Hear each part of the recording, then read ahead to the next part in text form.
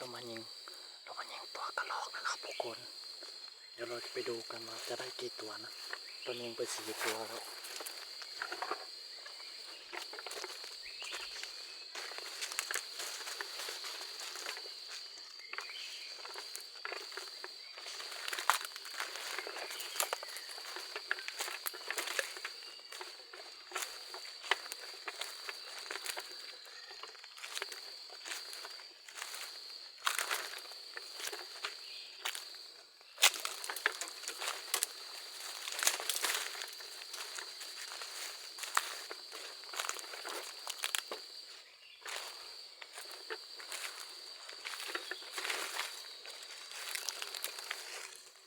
มีตัวนึงนะครับทุกคน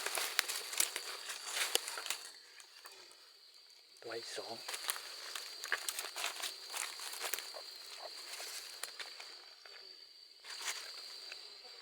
ตัวที่3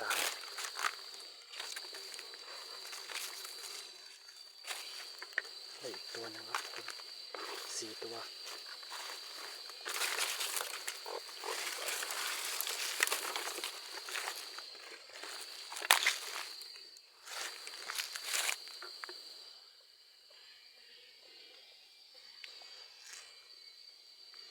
จริงปิดหมากกันนั้นอ่ะ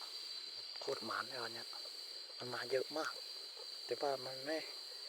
ได้ยิงมันอ่ะ